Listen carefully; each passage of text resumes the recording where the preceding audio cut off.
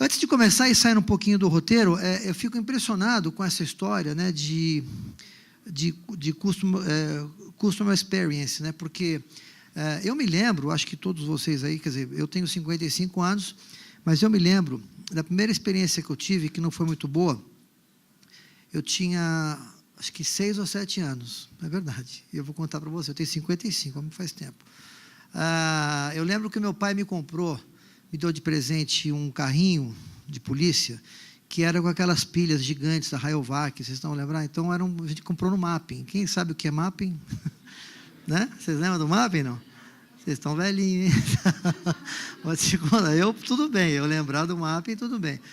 Então, meu pai comprou, quer dizer, como cliente, foi no mapping, comprou o presente, foi no dia 20 de junho de 60 e alguma coisa, nasci em 59, e aí, esse carrinho, pior coisa que tem para criança, né? Que nem se comprar hoje em dia, se comprar um presente para o teu filho e esquecer da pilha, né?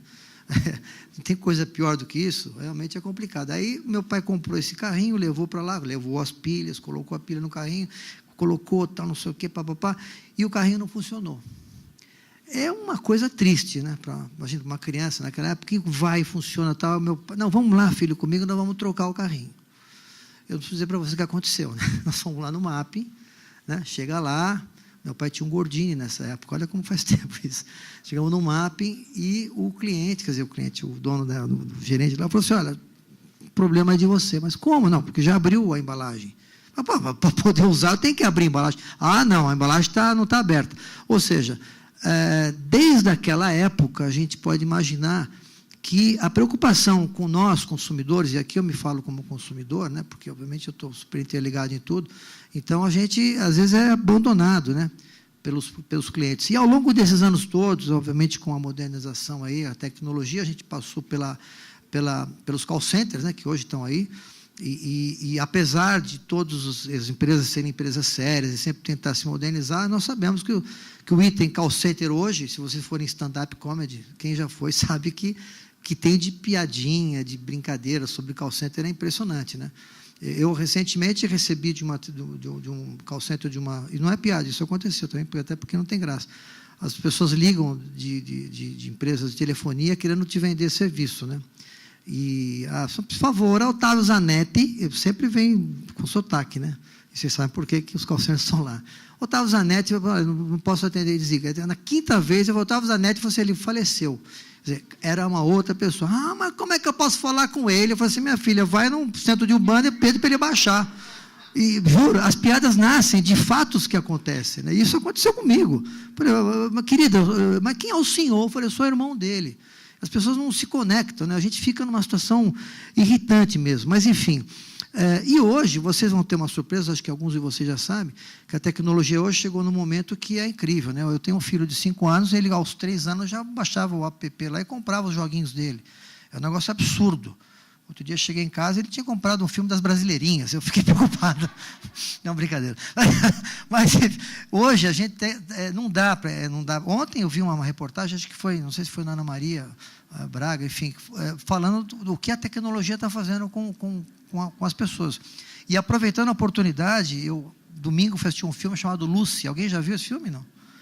Vale a pena, é impressionante. É um filme que fala um pouquinho também da tecnologia, é onde a gente vai parar. Então, está aqui uma dica para vocês, quem não for de São Paulo, estiver por aqui hoje, vai hoje no cinema, é Lucy o nome do filme, é muito legal mesmo. Bom, pessoal, quando eu recebi esse convite para apresentar aqui a G4, né, eu sou um cara, não sou tecnológico, vivo a tecnologia, mas não sou um cara muito ligado nisso, né? Não é o meu business. E aí, Otávio, a gente quer falar com você sobre o G4. Eu achei que era Taça Libertadores, negócio ligado a futebol, G4, não sabia o que é. Aí, obviamente, como um cara dessa área comercial aí, enfim, eu fiz uma imersão, dei uma gulgada nos meninos e descobri que vocês estão aqui reunidos numa das empresas mais importantes nesse serviço de Customer Experience, né? Porque eu fico pensando assim, o que faz o sucesso de uma empresa, né? Vocês imaginam 4 amigos que se reuniram há alguns anos e hoje tem uma empresa, são jovens, né? E uma empresa hoje que é reconhecida por todos vocês. Então, eu fico pensando assim, que interessante, que bacana que esses caras, eles desenvolvem projetos, eles desenvolvem plataformas, não sei como é que é o termo, que faz com que a empresa de vocês sejam vistas por nós, consumidores, de uma maneira diferente, né? O que vocês vão ver hoje é um lançamento que, quando eu tive acesso, falei, gente, eu lembrei do meu filho, né? Eu fiquei imaginando o meu filho meu filho já, ele usando o mobile para poder se comunicar com vocês, né? Porque nada mais triste do que você ter que ligar no telefone. Quer dizer, é óbvio que é importante você ligar no telefone, fazer o contato e você falar com máquina, entendeu? Então, isso nos dá um constrangimentozinho, mesmo que com a competência das empresas. Então, eu, como consumidor, fico pensando assim, que legal que hoje o mobile faz tudo na vida de todo mundo. Então, é exatamente isso que vocês vão ter hoje aqui, uma masterclass sobre a importância que tem esse mobile no sistema corporativo. Quer dizer, eu acho que as empresas que tiverem hoje essa conexão com o mobile, com certeza serão vistas por nós, consumidores, de uma maneira diferente, né? Porque, olha, tá vendo? Está chamando, olha, desculpa. Minha mulher... É inacreditável. Ô, Mel, alô? Mel? Oi, posso falar? Eu estou ocupado, tá? O que você tem? Onde eu estou? Já te conto já. Juro que minha mulher... Eu estou trabalhando, desculpa, tá? Oi. Desligou o telefone, eu vou ter um problema. Eu queria muito ter uma conexão, que a G4 fazer um sistema para poder aproximar a gente das esposas. Seria muito legal que vocês fizerem isso. Olha aqui, tá ligado, desculpa. Bom, gente... Deixa eu aqui agora chamar uma pessoa que eu tive o prazer de conhecer. Espera aí. Não sei o que eu estou fazendo aqui. Deixa eu chamar agora uma pessoa aqui que eu tive o prazer de conhecer, que é o Mike. O Mike é uma figura muito interessante, porque ele nasceu em... O Mike está aí? Não, onde é que está o Mike? Mike, onde é que está você? Aqui, Mike. Dá palmas aqui para o Mike, please. Mike, esse é a figura. Hi, Mike, how are you? I'm good. My How are pleasure, you? please, here. Thank you. My name is Otávio Mesquita. I host a show on television. My show is at Sex, Drugs, and Rock and Roll. Do I you have a like? show like that too. You prefer sex?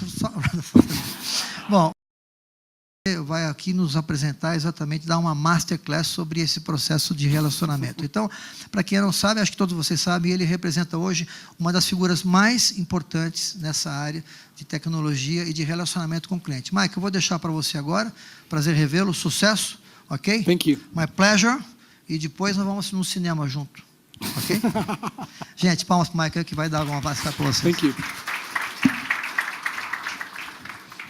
We have the screen on, please. Thank you so much, everyone. I hope you're enjoying your time here at CONAREC. It's amazing to know that this event is already 6 years old and so many companies are starting their customer experience journey. I've been working in customer experience for about 15 years. I started IBM's first customer experience design practice, and since then I've worked with 400 companies in about 25 different countries. And it's interesting to me to see how each country has an influence on the customer experience in their country.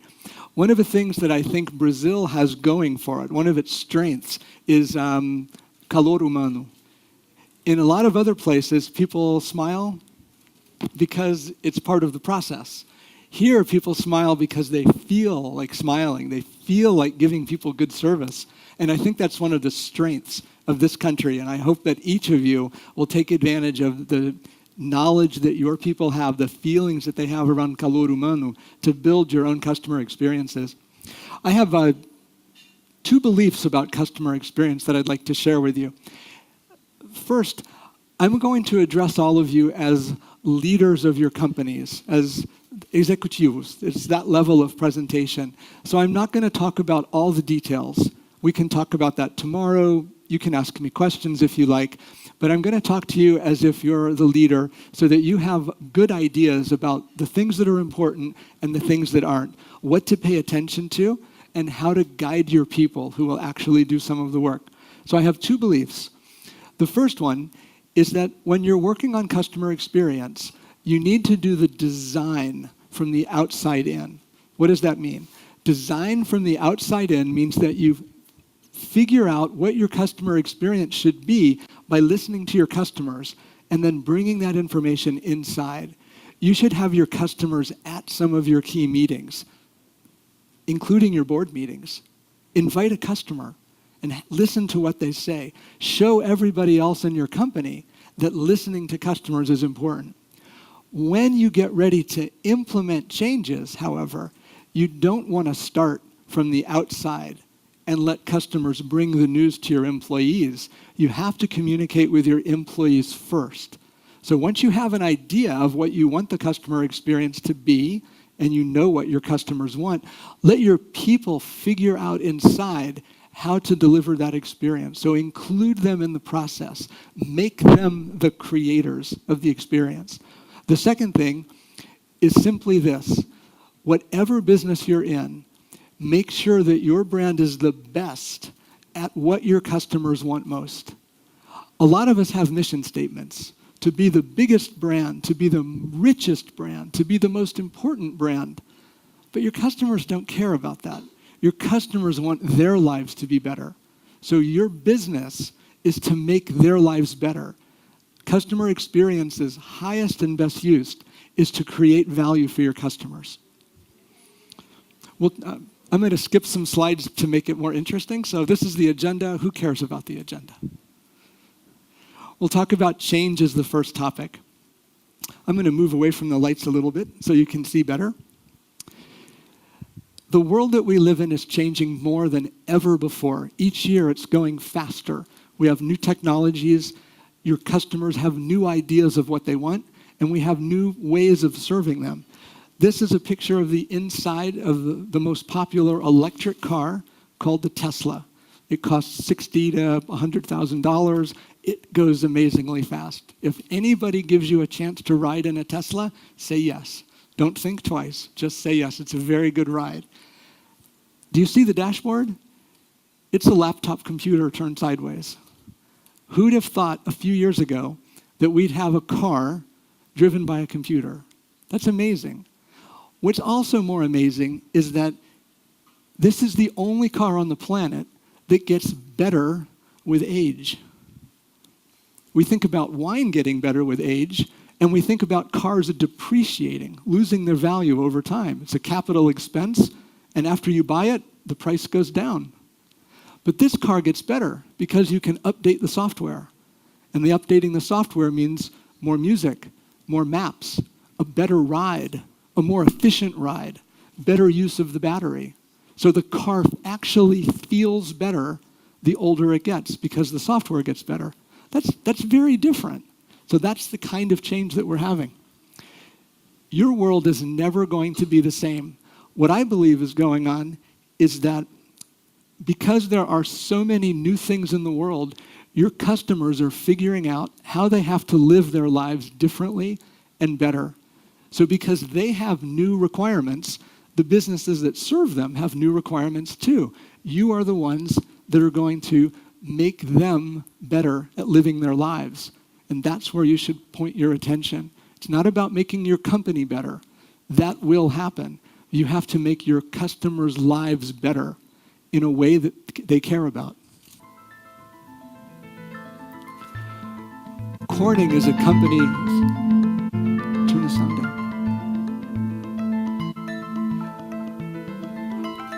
Turn the sound down a little bit. Yeah. Corning is a company that basically makes glass, vidro. And what is glass made of?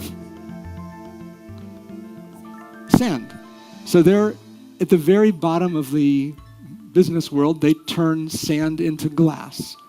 And anybody can do that now. 500 years ago, it wasn't easy, but today it's easy, it's very cheap. But what Corning has done to reinvent its business is find a new value proposition for customers. They're now in the business of creating decision points for people. They make the glass that's on the iPhone, the Gorilla Glass. They make windshields. They make windows in buildings. But now they've put the technology into their glass so that any surface can become a point of interaction. So they've used customer experience as a way to become an integral part of the customer experiences of the future. They're going to be selling a lot of glass because they're able to do all these different things. So they moved from raw materials to decision points.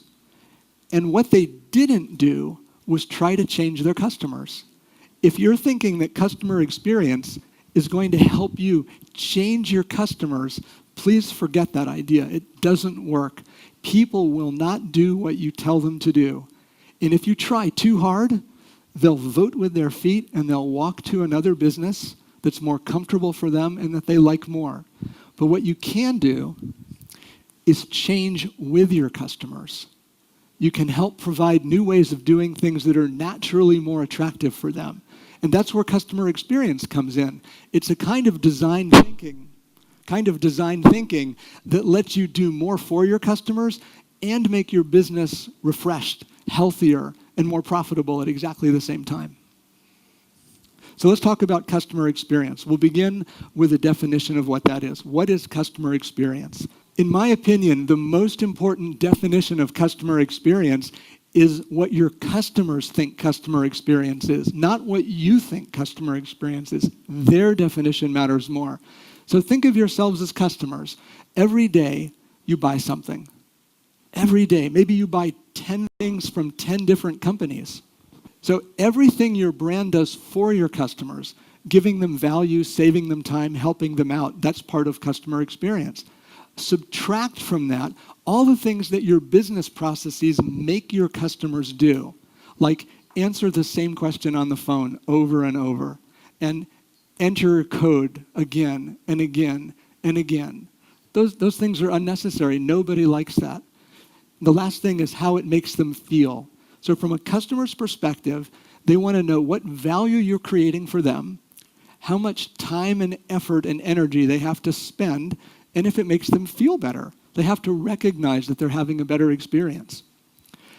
The cool thing about customer experience, because it's a kind of design thinking, is that it lets you achieve several outcomes at the same time.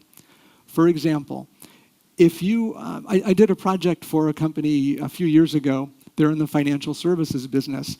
They were bringing on board 40 executives at the same time. And what was happening is the executives were sitting, we have an expression called twiddling your thumbs. They were waiting at their desks for their computers.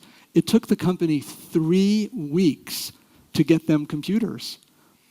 Why is that? Well, we found out that the guy in charge of the IT department was getting a demerit, a ding. He was getting a bad rating because he would, if he kept computers before they were needed. So the measure in the company was to keep the cost of buying computers as low as possible. Nobody cared about the cost of keeping the executives busy the first 3 weeks of their employment. It didn't make any sense. So we found that area of waste, and we said what they need to do is buy 40 computers now, get them all ready, and who cares how much it costs? It might cost, $5,000 or 10,000 reais. But the savings that they'd get on the executive time was in the hundreds of thousands of currency units. So that's an example of how you can get more from less. You get rid of the waste. Have any of you been to a store called Build-A-Bear Workshop? Okay, I hope you'll like this. Build-A-Bear Workshop is a teddy bear store. A teddy bear is a little, what is it? Ursinho. Okay. So here's a picture of what the customer experience is like, and I'll walk you through it.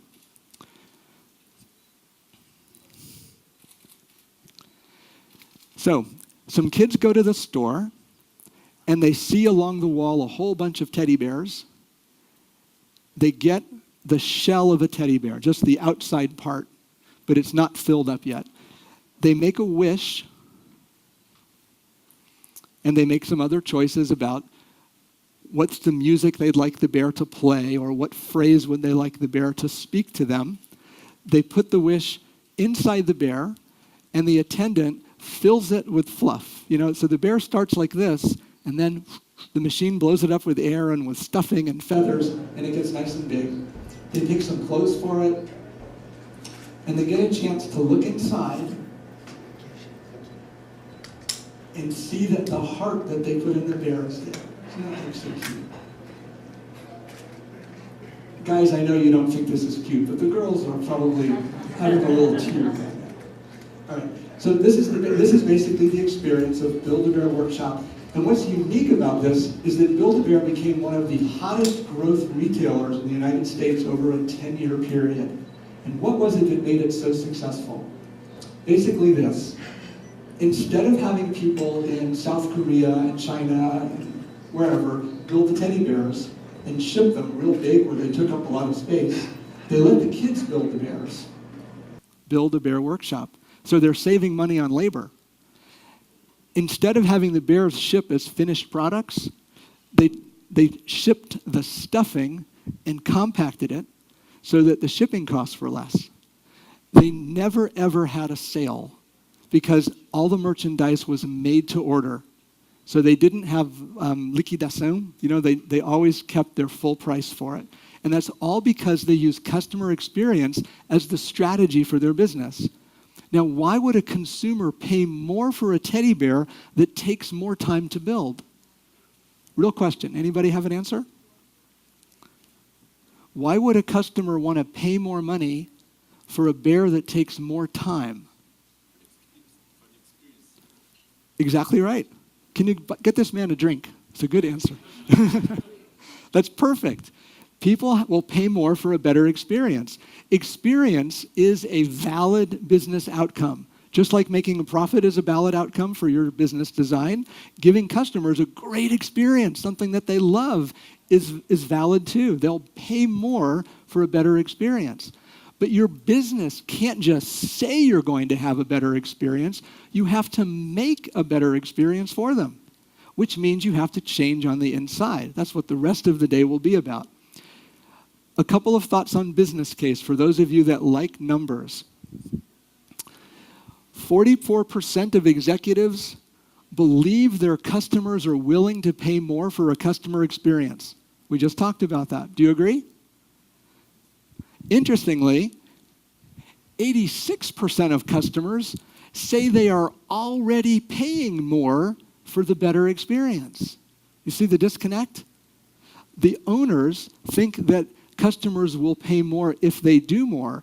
The customers are saying, we're already paying more. What are you going to do for us next? That gap represents your opportunity. It also represents your risk, because if you don't address the needs of the of the customers, they'll vote with their feet and they'll go somewhere else. Customer experience drives membership, okay? A better customer experience means people will stay with you more years if you're on a subscription basis, if you're doing pay television, telephone services, cleaning service, dental services, just about anything. And over here, you get higher sales if you deliver a better customer experience. So if you're doing fast-moving consumer goods, or if you're in retail, if you have a better experience, people will pay more for each transaction. 81% of customers demand an improved response time. This research was done by IBM. It's a global study with over 25,000 responses. It means that you can count on this information as if it were your own resource. Just because you're in a very particular industry here in Brazil doesn't mean this doesn't apply to you. This is fact. The second thing, 76% of customers expect organizations to understand their individual needs. That means that customers want personalized service, and they're already demanding it. They're getting it from some of the brands that they work with, and they want it from all of the brands. Your customers are probably shopping your competition, and you might be worried about that. You might be thinking to yourself, I need my customers to shop from me and not from my competition. A more important question is, where else are your customers shopping? Because they're taking the ideas that happen to them at the Disney store and at the Apple store and at the Tesla dealership, and they're bringing them to your business and saying, oh, why aren't you treating me as well as my other brands do? It's not about competition in category, it's about competition from all different brands. So that's why this number of personalization is important. And finally, 68% of customers have wised up. They're ready for businesses to anticipate their needs. It's not enough for you to just do what the customer wants. You have to do it before they tell you they need it. Does that sound impossible? I need you to shake your heads or go like that. Okay. When you go to a really good restaurant and you've been talking with your friends for a while and you get ready to drink but your glass is empty, you have to call the garçon, right? What about those times when you're at the restaurant and you're just, I'm thirsty, and you reach for your glass, but there's a fresh glass. The garçon hands you a new glass with water. He anticipated your needs. We have so much technology that keeps track of our electronic breadcrumb trail, because every time we push a button, we're creating information. We're making it easier for the people that we share our information with to kind of read our minds and predict what we might need. The cool thing is this: if you focus your business on anticipating customers' needs, figuring out early what it is they need, you can give them a better experience with lower effort, with fewer resources, and you're going to do it for a lower cost at the same time. So I promise you that even though it sounds very futuristic, if you'll focus on anticipation, right? That you'll make more money in the long run. Okay. Watch this one. This is a new product that Amazon has just come out with. Where did that go? Hopefully it'll come. There we go. Go. Mayday. The sound up. Thank you for pressing the Mayday button. How can I help you? Whoa, who are you?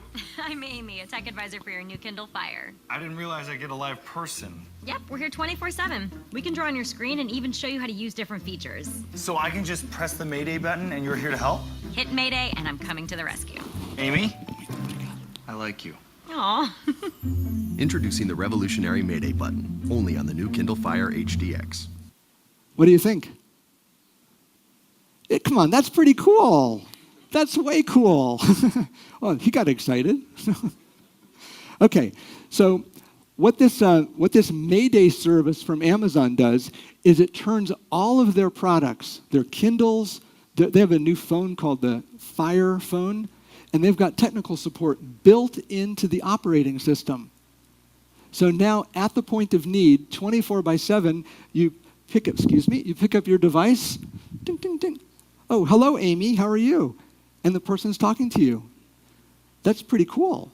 That changes the game. Imagine what it's going to be like in 2 and 3 and 4 years when this technology is going to be available on your watch or in the door of your refrigerator, or it comes up in a window at your screen at work. It changes the game. It means that you'll probably have more frequent conversations with your customers. Now, I spoke with 2 people before our event that said that they wanted to keep the cost of dealing with customers down. And that's important. But to do that, you might have to offer a higher frequency of contact.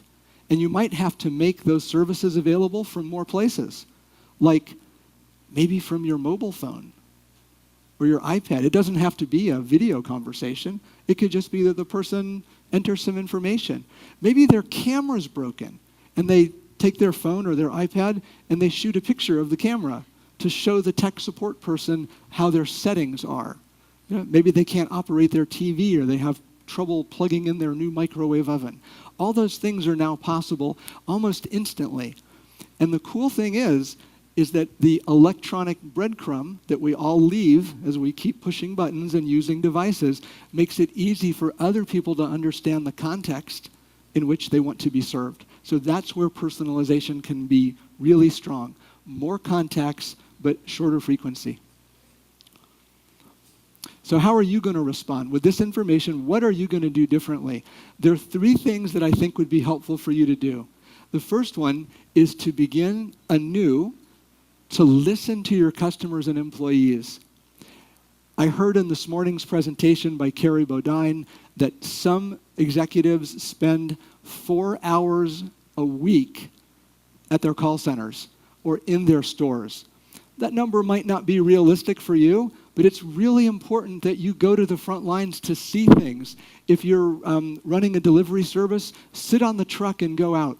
You've probably seen the TV show Undercover Boss. Be the undercover boss, but without all the drama and the novella and the reality. That's all silly. And then listen to your employees. It's interesting to me that your employees know sooner what's wrong with your business and what can be right with it. Think about it. You really don't need as much market research. Don't stop using market research, but do start relying on your employees to tell you the situation on the front line. As leaders of your businesses, it's very important that you give your employees permission to tell the truth. Don't let them know that nothing bad will happen. They won't lose their job. You know, whistleblowing is a very good thing when it comes to improving the design of your business. The next thing is to map your journey in 5 stages. I'll share with you what those are in a second. When you have a picture of what your customer's journey is, not your processes, but the way your customer goes through and sometimes jumps channels and then comes back, if you can see what that's like and share that internally, everyone can be on the same page. They can have that same image in their mind of what the experience is, and then you can use customer journey maps to show them the future, what it can be. It's the least expensive way to develop new service designs and to prototype better experiences. Once you put things on paper, and I'll show you some pictures in a second, you'll find out that your different departments will stop arguing between each other and they'll start focusing on what they can do so that they can deliver a better experience. Let your employees know that when they come to you and they have a problem that they can't solve, that you'll help them solve it. Sometimes the machinery of the business, the capabilities and departments that it has, aren't enough to make something work that they want to. That's where you come in. You have to be the one to break down the barriers and make it possible for your business to do something that it's never done before. That's your job as a leader. And finally, to make your vision real. Words are one thing, actions are another. A friend of mine here said there's a bank in Sao Paulo that says that actions matter, not words, but it's the bank that doesn't do anything. So I don't understand. I hope no one's here from that bank. All right, so listening to your customers and employees is important. This is what a journey map can look like. It can be very, very, very simple. It can be very elaborate, but it starts off with a conversation, and make sure that your customer is in the room. When you do a journey mapping session, invite some real customers, some people that are paying for your services, and have them come in, explain to them what's going on, and listen to their opinion. Do something with it. React. It's the new thing that you need to invigorate the thinking and to make the business go. This is a picture of some work that I did for McDonald's a long time ago. It was, what would it be like if you could order your food from your phone before you arrived? So we drew pictures of what that future might look like. And here you'll notice that the man is bringing the bag to them instead of making them come to the window. It turns out that the old thinking in McDonald's was that everybody had to line up and go through the drive-thru, everybody in a line. But that was, we thought, going to really anger customers because they're coming for a better experience. If they order ahead of time, they expect the food to be ready. It's like going to the first class line at Delta. They have sky priority, you know, I think Goal has the same thing. So you expect a shorter line and to get served right away. Well, if you make everybody wait through the same line, the food gets cold and the customers aren't happy. So they created a system where they had like 20 places where you can drive up. So instead of one drive-through, they had one here, one here, one here, one here, one here, and the guy would bring you out the food. So sometimes you have to think radically different about your business to get something new and positive to happen. The 5 stages that are universal in customer experience are aware, share, buy, use, and share. Aware, compare, buy, use, and share. When you first become aware of something, that's when the need kind of grows in you. You might look up at your ceiling and see that there's water dripping down. I think I need a repairman. Or you're at your nice villa at the beach, and you come into your driveway and you park your car, and your friend drives into his driveway, but he's driving a Maserati. So you go, and It might be time to upgrade my car. That's when awareness happens. When people decide that they're, regardless of industry, when they decide that they're going to study something, they're going to consider what service to buy and how to make their world a little bit better, they jump into the compare mode. The transaction, which is where so many of us spend most of our time and attention because we love the money, we love the numbers, is the smallest of all. The longest transactions are in real estate, wills and trusts, sometimes hospital documentation or buying a house. But in a retail situation, in a professional services situation, it's usually seconds or minutes. With micropayments today, you just take your card and go like that. The payment is a few seconds. It doesn't take a long time. So you don't need to focus on it because this is the customer's journey, not the business's journey. A journey map can look something like this if it's very well prepared and show you all the different steps that the customer, this isn't working. So here you get a chance to see the customer going through all the different channels. This one shows the emotional value of each touch point. Customer journey mapping is as much about getting the heart to move as it is the feet or the head understanding or the eyes seeing things. It's about all the senses, including how you feel. And there's more information at the bottom with instructions for each of the different departments and what they have to do to make this experience a real one and really good for customers. Oops. This is how you can build one of these really quickly. This is an accelerated view. This is one piece of software that costs like 10 euros a month. It's very inexpensive. And you create your personas. You drag them onto a stakeholder map so you can see who in the business owes what to whom to make the business possible. Then you start laying out your experiences and steps. You identify each touch point. You can use drawings or pictures. Again, you don't have to do this. This is just one software out of many different programs that are available.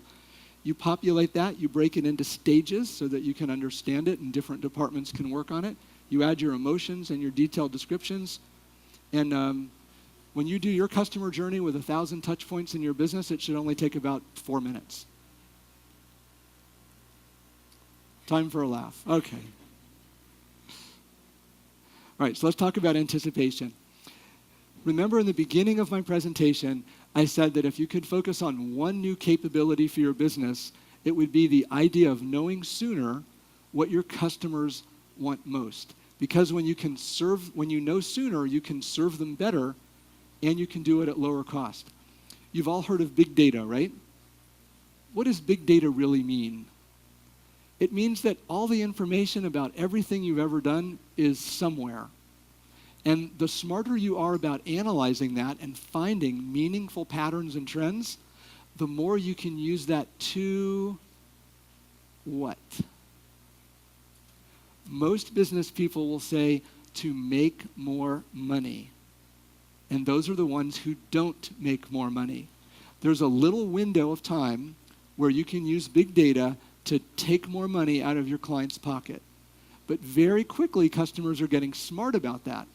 The right way, in my opinion, to use big data is to figure out how to serve customers better.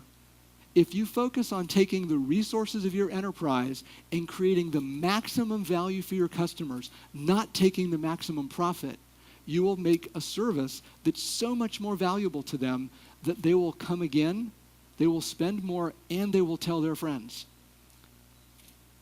Disney, for example, everyone's been to Disney, right? Every brasileiro has been to Disney by the time they're 10 years old, right?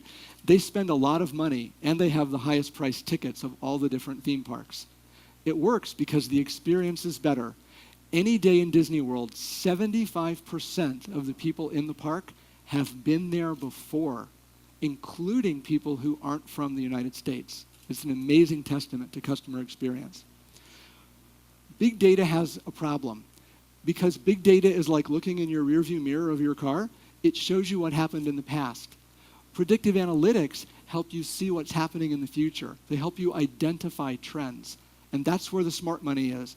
If you are a big enterprise with millions of clients or even tens of thousands of clients, you need people studying this as much as you do working on your customer experience, because the predictive analytics can show you what you have to do and when. And again, you'll make more money by eliminating waste, which is good for everyone.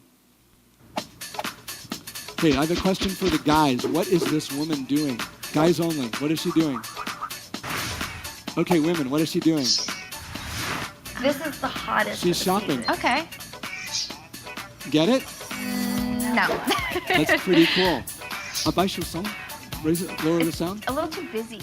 Too purple. Now imagine if you could contact your customers while they're doing this. Why does that display have to be in the store? It would be so much cheaper to put 1,000 of those in convenience stores around Brazil. Or if you were selling appliances, washing machines and dryers, why not have those in other stores? But you could just, what's the word? Faturar. You could kill the market by having these displays without having to put an entire store there. Your call center, your customer service people could be the people answering the questions that you have. You don't need a live person. This is an example of how more technology can create a better experience that customers want more and that costs you less and that fundamentally changes your business model so that you have a new kind of distribution. Customer experience is right at the heart of your strategy and right at the heart of your profits. Take a look at this one. This is from a retailer called Belk. They're very popular in the Southeast United States. They're like a Macy's or a Nordstrom, something like that. So the products that are showing up on her screen were picked just for her based on big data. This is augmented reality. You notice the table was empty? Based on her preferences, she can see the products in perspective and with the right color on her table, and the blue labels meant that she could buy. Digital signage can be customized to each person based on who they are and what their interest is. And when you walk in the store, they know you're there because you're carrying a special identification that they can notice and read as you walk in. It knows who she is. This is the same as before. She gets to pick the right products. You can also add social shopping, where while you're in the dressing room, you can get the opinion of your girlfriends. Do you think I'd look good in this? Do you like that? Does it make me look a little too big or too small? Okay, those are real questions. That's how people really shop. And now you can get instant answers, which means the sale happens faster and more people are involved. So it's an experience not just for the shopper, but for everyone else. And of course, the mobile payments is one of the most amazing things. That's an entirely different topic. Okay, so let's wrap up. Customer experience is fueled by technology. The biggest accelerant, an accelerant is a chemical that makes a reaction happen faster. It's like a catalyst. Technology is the accelerant of customer experience, and it's the item that can make you more money and connect you better with your customers than anything else. Now, I'm going to disagree with myself because we're here in Brazil, and Brazil is the país do calor humano, right? So even more important than the technology is the people. But sometimes people want the technology more than they want the smile. They want the efficiency. They just want to get in and get out of the gas station, for example. You have new touch points to work with, too. You know that in retail, we've always had human to human. So I come to you, and you help me a little bit, and you give me a smile and shake my hand, okay? And sometimes I'm just on my phone, and I'm getting things done machine to machine. Sometimes we have human to machine. Like, I want the kiosk to show me something different. Or the machine calls me. Maybe my dishwasher calls me, the dishwasher. And it says, Mike, I need service. You should call someone for me. That's a pretty good thing. That's a machine to human communication. So what I'd like you to consider is plan now to add to your core capabilities of your business. Don't think of customer experience as a fad or a trend or just something that's popular. Don't just relabel your old services with new words. Think about the capabilities that you're going to build as leaders for your company so that you can do more things and do them better. So very specifically, I tried to boil all of this down into one slide. So take this slide home with you. There are a few things that I'd like you to do. The first one is to declare publicly inside of your companies that you're going to learn. As leaders of your organizations, if you say, we are going to learn about customer experience and service design and business design or ecosystem design, then people know it's okay and that the company's moving in that direction. You don't need to bring them a finished answer. You just have to say, we're going to learn. listen to your customers' employees, map the journey, make it real, and right here, every one of you should have a physical place in your business where people can try new things, where it's free to innovate. You can call it an innovation accelerator, a customer experience lab, a retail lab, a mobile payments lab, whatever you want to call it, but make a place where people get to try their ideas out on paper with journey maps, and they get to have conversations with each other, and they can build some prototypes and see what it all looks like and get reactions from real customers. It's so cheap to prototype. It's 1 penny on the dollar. Once you've launched software or built an airplane or a car and you need to change it, it's 100 times more expensive than it is when you're doing everything on paper in a place where it's safe to innovate. And that's it. So no matter how hard you try or how much you spend, your brand can't be any better than what your customers experience. So I'm glad that you all are paying attention to customer experience, and as leaders of your companies, I wish you well, and I hope that you make great experiences that create value for your clients, because that's how they'll bring more value to you and your companies. So, obrigado. Thank you so much.